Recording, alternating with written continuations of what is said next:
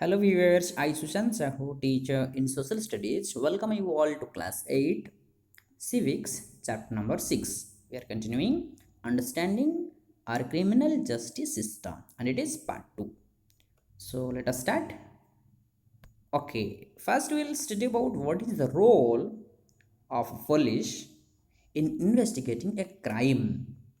जब क्राइम एक होता है किसी जगह में कुछ प्रॉब्लम होता है तो पुलिस का रोल क्या होता है, पुलिस क्या करता है। तो चलो इन डिटेल्स में थोड़ा देखते हैं। पॉइंट नंबर 1 में बताया गया है the important function of the police is to investigate any complaint. जो भी पुलिस स्टेशन में कंप्लेन होता है उसको इन्वेस्टिगेट पहले किया जाता है। इन्वेस्टिगेट का मतलब क्या है, जानकारी डीपली, कोई भी केस को डीपली जानकारी करना, उसमें क्या सच है क्या झूठ है, ये सब इन्वेस्टिगेशन, परखना। The combination of a crime, उस क्राइम का क्या है, इसमें क्या बताया जा रहा है, कौन है गिल्टी, किसको सजा मिलेगा, ठीक है, ऐसा ही। Number 2, an investigation includes recording statements of witness. Witness ये होता है जो कि हम प्रूफ कहते हैं, सबूत कहते हैं। Collecting different kinds of evidence, तो विटनेस जो होते हैं, जो साक्षी होते हैं, जो बयान देते हैं, अपना स्टेटमेंट देते हैं, ये एक तरीका का। उसके साथ जो एविडेंस हम कह सकते हैं उनको हम एविडेंस कह सकते हैं और सबूत ही कह सकते हैं। Number 3, if the police think that the evidence points to be guilt of the accused person then they file a chargesheet in the court. अगर वो फील किए, उनको लगा कि नहीं एविडेंसेस ठीक है और ये जो इल्ज़ाम लगा गया है जिसका नाम में वो गिल्टी है, तो कोर्ट में एक चार्जशीट, उनका नाम में एक ऑर्डर या एक ऑफिशियल ऑर्डर बताया जा रहा है कि कोर्ट में आपका फैसला होगा। The court will decide what is right and what is wrong. Then number 4, the police investigation always have to be conducted in accordance with the law and full respect for human rights. Police का जो भी investigation होता है, जो भी वो जानकारी के लिए, परखने के लिए, इंसिडेंट को जो भी वो प्रयास करते हैं, प्रयत्न करते हैं, तो उसका लॉ के अनुसार, कानून के अनुसार और ह्यूमन राइट को हमेशा रिस्पेक्ट देके। क्लियर। नेक्स्ट, ये आर्टिकल 22 के बारे में बताया गया है। आर्टिकल 22 हमारे कॉन्स्टिट्यूशन का, और उसमें जो बताया गया है criminal law guarantee to every arrested person. Fundamental rights के अनुसार जो लोग अरेस्ट हुए हैं उनको भी कुछ राइट्स मिला है और उनका भी कुछ अधिकार है। क्या क्या अधिकार है थोड़ा देख लेते हैं। The right to be informed at the time of arrest offence for which the person is being arrested. अगर किसी को अरेस्ट किया जा रहा है तो उनको और उनका जानकारी का ये अधिकार है कि उनको क्यों अरेस्ट किया जा रहा है, मतलब जो अरेस्ट करेंगे जो पुलिस ऑफिसर वो बताएंगे। Next, the right not to be ill treated और टॉर्चर ड्यूरिंग अरेस्ट इन और इन कस्टडी। कस्टडी में बिना वजह से उनको टॉर्चर नहीं किया जा सकता, उनको फिजिकली या मेंटली हरास नहीं किया जा सकता, उनको पनिशमेंट नहीं दिया जा सकता without any investigation. Next point, confession made in police custody can be used as evidence against the accused. अगर किसी को अरेस्ट कर लिया गया और वो मान लिया कि हाँ ये ऐसा किया गया है, लेकिन ये जो भी बोल दिया ये पूरा हकीकत या प्रूफ जैसा नहीं माना जा सकता।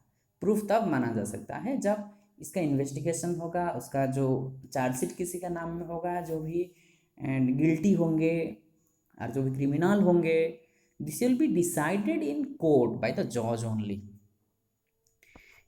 और बताया गया है ए बॉय जो कि 15 साल और से कम, 15 साल से कम, और जो वोमेन फीमेल लोगों को, और जो बॉय है 15 साल से कम, उनको सिर्फ पूछताछ के लिए अरेस्ट नहीं किया जा सकता। ये फंडामेंटल राइट के अंदर आता है, ठीक है।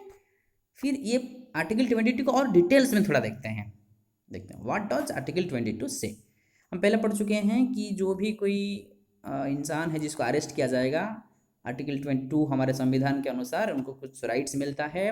ये वाला पहला पढ़ चुके हैं कि उनको पहले बताया जाएगा अरेस्ट क्यों हुआ है, और ये जो अरेस्ट हुआ है 24 आवर्स के अंदर मजिस्ट्रेट के फ्रंट में या मजिस्ट्रेट के सामने उसको प्रेजेंट किया जाएगा, और उनको कुछ इल ट्रीटमेंट या कुछ टॉर्चर नहीं किया जाएगा, कुछ हरासमेंट नहीं किया जाएगा। और जो भी अभी जैसे बताए हम लोग, वो भी जो मान लेता है, जो भी बात बोल देता है पुलिस स्टेशन में, उसको पूरा गवाह या सबूत नहीं माना जाएगा। Right.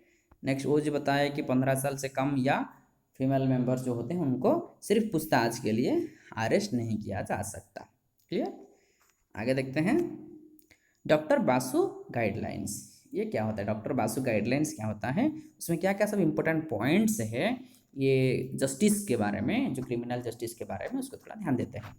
Supreme court of India जो है कुछ स्पेसिफिक रिक्वायरमेंट्स और प्रोसीजर्स पुलिस के लिए और उसका एजेंसी जो है इसके लिए अरेस्ट करने का तरीका, जो इन्वेस्टिगेशन करने का तरीका, कोई भी केस को किसी इंसान के ऊपर पूछताछ करने का तरीका, इसके बारे में कुछ बताया गया है। जैसे कि ये जो गाइडलाइंस है, ये प्रोसेस का, इसको कहते हैं डॉक्टर बासु गाइडलाइंस। और उसमें कुछ पॉइंट्स बताया गया है गाइडलाइंस का। पहला, the police officials who carry out the arrest और interrogation should wear clear, accurate, visible identification and name tags with their designation. जिसको भी अरेस्ट किया जाएगा उनका नाम क्लियरली, उनका डेजिग्नेशन क्या है, क्या करते हैं, वो पूरा क्लियर कट आइडिया होना चाहिए। Next, A memo of arrest should be prepared eight the time of arrest. एक मेमो मतलब एक लेटर प्रिपेयर किया जाएगा जिस समय में अरेस्ट किया जाएगा, और should include the name and date of arrest. कौन सा इंसान का नाम, कौन सा डेट में अरेस्ट किया गया, उसका डेट भी मेंशन रहेगा।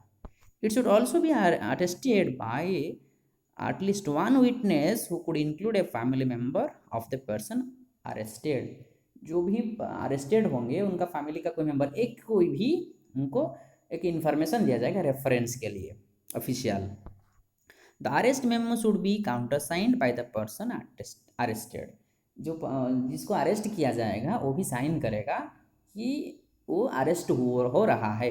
क्या कारण है उसके बारे में बाद में बताएंगे, वो पुलिस स्टेशन में पूछताछ करके या इन्फॉर्मेशन देंगे। The person arrested, detained or being interrogated has the right to inform a relative, friend or well-wisher। जिसको अरेस्ट किया गया है उनका ये अधिकार है, वो उनका कुछ रिश्तेदार, फ्रेंड्स, फैमिली मेंबर्स वो बता सकते हैं, ये उनका अधिकार है। When a friend or relative lives outside the district, the time, place of arrest and venue of custody must be notified by police within 8 or 12 hours after arrest। अगर कोई रिलेटिव वो डिस्ट्रिक्ट के बाहर रहते हैं तो ये 8 घंटा या 12 घंटा के अंदर, ठीक है, वो उनका रिलेटिव्स या कोई भी फ्रेंड्स को ये जानकारी देना जरूरी है। हो गया। नेक्स्ट देखते हैं पब्लिक प्रोसिक्यूटर। ये क्या होता है? पब्लिक प्रोसिक्यूटर कोर्ट में, ये पब्लिक प्रोसिक्यूटर का सरकार के तरफ से, स्टेट के तरफ से वो केस को हैंडल करते हैं। Second, the role of the public prosecutor begins once the police has conducted the investigation and filed the charge sheet in the court। Police ने कुछ इन्वेस्टिगेशन किया है और जो इंजाम लगाया है किसी इंसान के ऊपर, इसको जो चार्ज शीट कहते हैं, उसके ऊपर काम करते हैं। Number 3, the public prosecutor must conduct the prosecution on behalf of the state.